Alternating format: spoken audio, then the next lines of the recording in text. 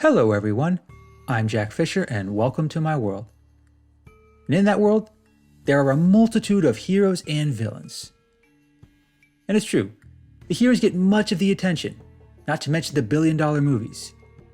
But their journey simply cannot happen without the villains. And those characters often have journeys of their own.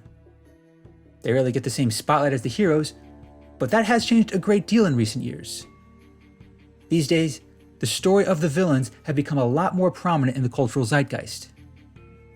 Some have gone on to become every bit as iconic as any hero. But a villain's journey is very distinct from that of a hero. And I think the details of that distinct path warrant greater scrutiny.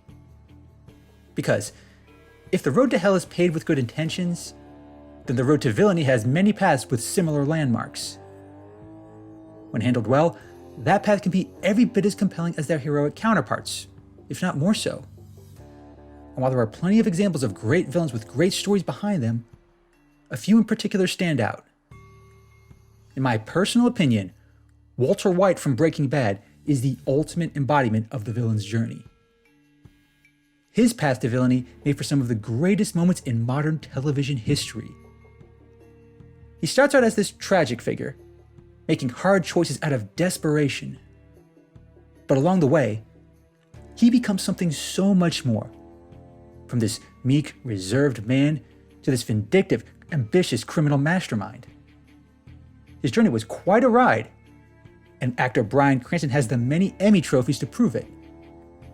By nearly every measure, Walter White set a very high bar for a compelling villain's journey.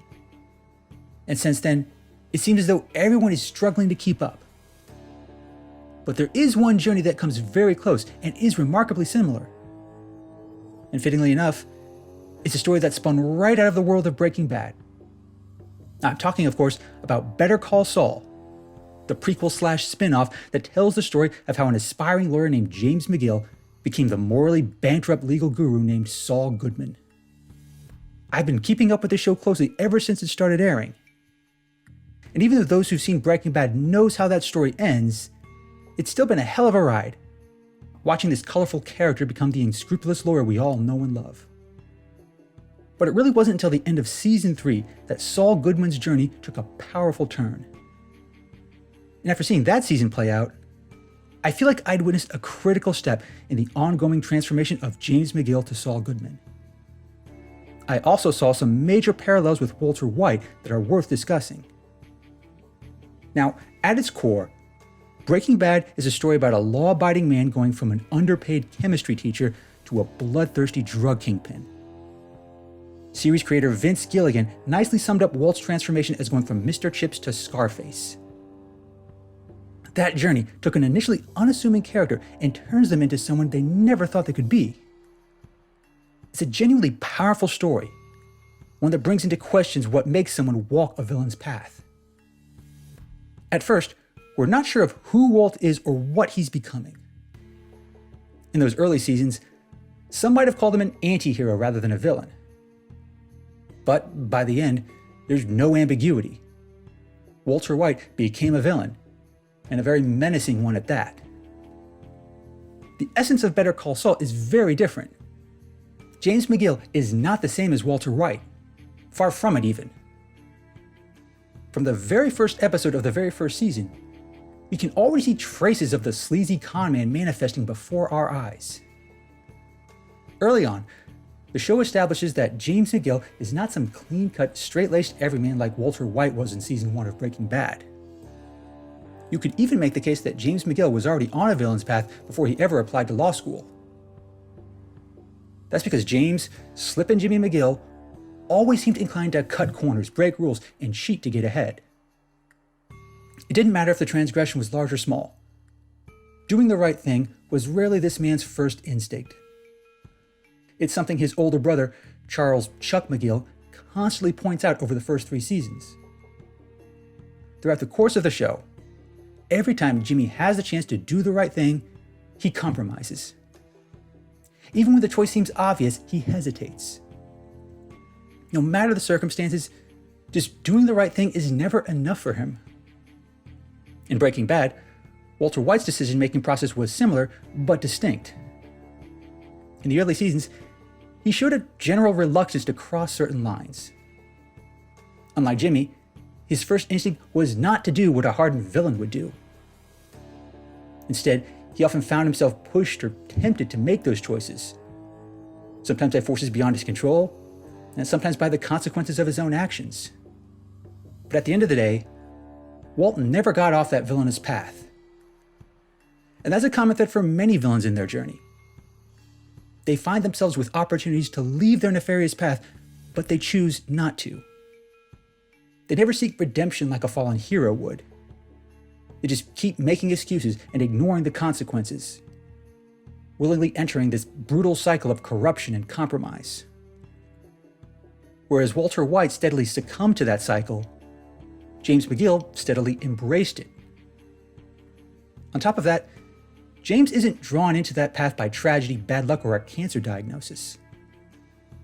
He gravitates towards it willingly. He's even excited by it at times. James Slippin' Jimmy McGill is often at his most animated and charismatic when he's pulling a con, putting on a show, or crafting an elaborate lie. It's not a necessity like it was for Walt early on. It's a genuine thrill for him. If James McGill is tempted by anything, it's the lure of walking a more honorable path like his older brother. For a time, Chuck might have been the only positive influence that kept Jimmy from becoming something far worse than a con man. He and a host of other influences, especially Kim Wexler and Howard Hamlin, play the part of a reverse temptress, doing their best to keep him off that villainous path. But ultimately, they don't succeed. And in Kim Wexler's case, she might ultimately be the one who accelerated Jimmy's villainous descent. But even without these outside influences, one thing is still very clear throughout the show. At multiple points, there are signs that James McGill generally wants to be a decent, upstanding lawyer. There even are a few situations where he actually does the right thing. Some of the causes he takes on, like suing an elder care facility that was stealing money from its residents, that's an objectively noble endeavor. There were real crimes going on, and he helped expose them. But again, doing the right thing just wasn't enough for him. And the finale of season 1, where he returns the money from the Kettlemans, really cements that. Walter White went through a similar process early on in his journey. Like the refusal of the call moment that many heroes experience, Walt does get a chance to escape his villainous path. There are multiple instances where he could have walked away, or chosen a path that didn't involve making meth. But a combination of circumstances, choices, and ego puts Walt firmly on the road towards becoming Heisenberg. And by the end of season 1, there's this underlying sense that there really is no going back for him. But where Walt and James diverge as villains is how and why they make their choices. Walt became Heisenberg because he thought he had to. First, it was for the sake of his family. That was how he justified all his actions. But later on in the series, his reasons became much more selfish. By contrast, James McGill became Saul Goodman because he wanted to. Nobody forced him. Nobody tempted him. He really did try to be the upstanding lawyer that his brother and his friends wanted, but it just didn't work for him. Just being James McGill was never enough. And in many respects, Saul Goodman embodies his true self. Now, there are plenty of conflicts surrounding all these choices. A big part of why I love Better Call Saul is how it reveals the steady progression from James McGill to Saul Goodman. It really doesn't happen all at once. It doesn't even happen in a steady linear narrative. It's not defined by one single choice.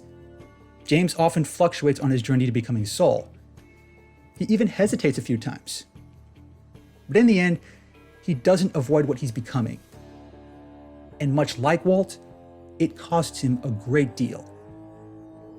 Through the finale of Breaking Bad and the flash-forward sequences of Better Call Saul, we see another key distinction between Walt and Jimmy.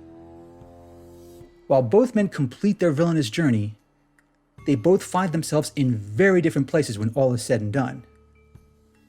At the end of Breaking Bad, Walt is dead. He pays the ultimate price for the decisions he made.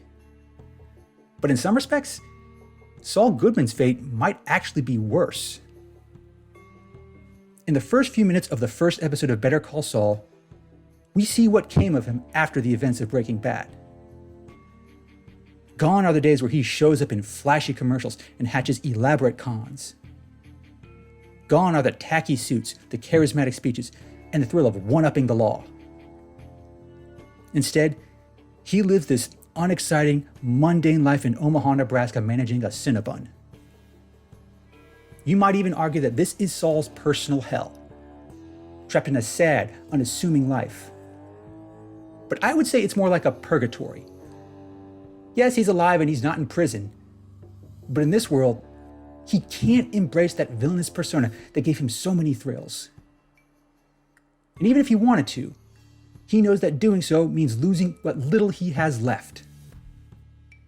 Just like he does throughout Better Call Saul, James McGill takes the easy way out of things. Walt tried to do that too in the last few episodes of Breaking Bad, but that didn't last. The consequences of his choices eventually caught up with him, and both he and James had to confront the byproduct of those choices. In a sense, Walter White took the harder path, and it cost him his life. But James McGill ran away, and he didn't look back. And that's quite a common theme in the journey of a villain. The easiest path is often the coward's path as well. Now, whether or not James McGill escapes his purgatory remains to be seen. But the fact that he ends up in a place like that after transforming into Saul Goodman reveals one more critical component of the villain's journey. Whereas the hero ultimately triumphs in the end, the villain eventually loses. Now, that doesn't always mean them going to jail, but it often means they still have to endure a less than desirable fate. Breaking Bad and Better Call Saul are both great shows. They both set bold new stands for the journey of a villain, and just how compelling that journey can be. I certainly won't claim that Better Call Saul is superior to its predecessor, if only because that story isn't yet finished. But it does accomplish something every bit as remarkable as the story of Walter White in Breaking Bad. The process of becoming a villain is a steady and consistent journey, one full of many complications and tough choices. Walter White and James McGill began that journey under very different circumstances.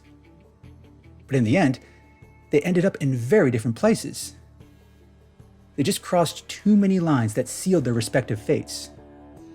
It's tragic in some ways, but fitting in so many others.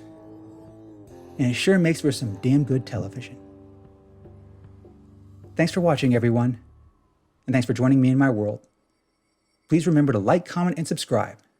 And until next time, take care and stay safe.